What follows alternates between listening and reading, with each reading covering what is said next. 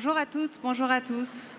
Je m'appelle Laura, je dirige l'école polytechnique et quand j'étais jeune, je faisais des maths et j'adorais ça. J'y trouvais une sensation d'absolu. 1 plus 1 égale 2, le carré de l'hypoténuse, tout ça. Pour moi, il n'y avait rien de plus vrai. Et puis assez rapidement, après, j'ai fait de l'informatique et là, on m'a gentiment expliqué que 1 plus 1, en binaire, ça faisait 10. Coup dur. Tout d'un coup, il n'y avait plus rien de vrai dans les mathématiques. Il y avait des choses exactes, des choses non exactes, mais la vérité était ailleurs. Et j'ai compris que pour approcher cette vérité, je devais m'écarter de la pure abstraction, m'écarter de la pure pensée et me rapprocher du monde physique, du monde sensible. Que finalement, chercher la vérité, c'était essayer de capturer avec la pensée humaine cette expérience sensible, sensorielle du monde physique. Pire que ça, c'était essayer de rassembler les expériences du monde de chacun dans un même récit, totalisant, universel, qui soit capable de nous donner une image commune du monde dans lequel on vit, mais aussi de dire l'histoire et de prédire l'avenir. Vaste entreprise, me direz-vous, et on peut s'y attaquer par plusieurs chemins. Évidemment, moi, je vais vous parler de la démarche scientifique pour construire la vérité. Mais la démarche artistique, elle aussi, aspire à dire le monde par l'abstraction de la littérature, de la musique, de la peinture. Et puis, dans une certaine mesure, la démarche spirituelle, la religion, elle aussi, aspire à une narration universelle de l'expérience humaine. Alors bien sûr, chacune de ces voies s'emprunte avec des méthodes et surtout des promesses très différentes. Du côté des outils, de la boîte à outils de la science, elle est assez rudimentaire. Dedans, il n'y a que 2 outils. Il y a un niveau à bulles pour s'assurer que ce qu'on est en train de construire va à peu près tenir debout. Ce niveau à bulles, c'est l'observation des faits, la mesure, l'expérience. Une théorie scientifique ne peut passer le cap que si elle résiste à l'épreuve des faits. Le deuxième outil dans cette boîte à outils, c'est la truelle, l'unique truelle avec laquelle on va construire cette vérité scientifique. C'est le principe de causalité, la déduction, la démonstration. Pour beaucoup de sciences, ça va prendre la forme de l'abstraction mathématique. C'est pour ça que les mathématiques ont une place si particulière dans le spectre scientifique. Mais pour l'historien, pour l'archéologue, pour le philosophe, qui font moins appel à l'abstraction scientifique, le principe de causalité est tout aussi non négociable. Donc 2 outils seulement.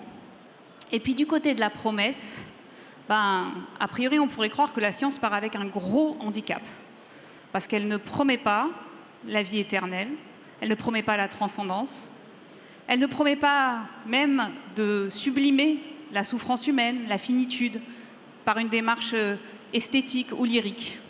Non, elle assume la finitude humaine, elle en fait même un objet d'étude, et puis elle enfonce le clou de notre absolue fragilité en étudiant l'infiniment grand et l'infiniment petit qui nous entoure.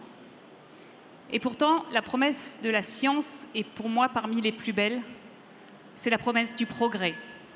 Et je sais que c'était le thème de Big l'année dernière. La promesse du progrès, c'est celle que chaque individu, par l'éducation, peut prendre part à ce récit collectif, peut s'élever lui-même et participer à l'amélioration de la condition humaine.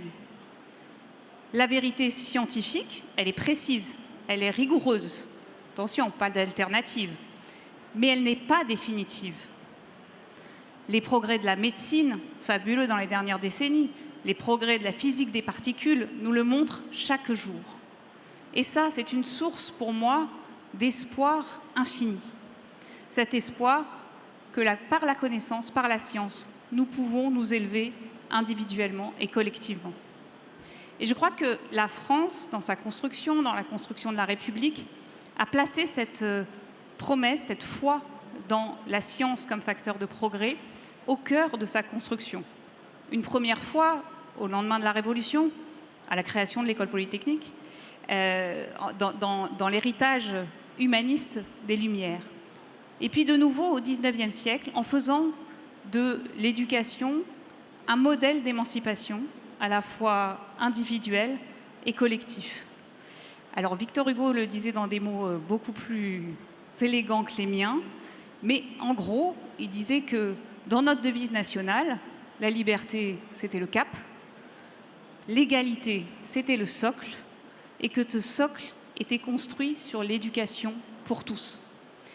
Bien, je pense qu'aujourd'hui, alors qu'on vit dans une société certes mondialisée, universalisée, mais en même temps extrêmement fragmentée par des récits multiples qui ne sont pas tous construits avec la même boîte à outils. Eh bien, la France a une voix particulière à porter, à réaffirmer qu'elle place au cœur de sa construction, au cœur de son modèle social, cette foi en l'individu, en la science et dans le progrès. Et j'ai été beaucoup trop rapide, alors je vous remercie. Ready or not, here I come. You can't hide. Gonna find you and take it slowly. Ready or not,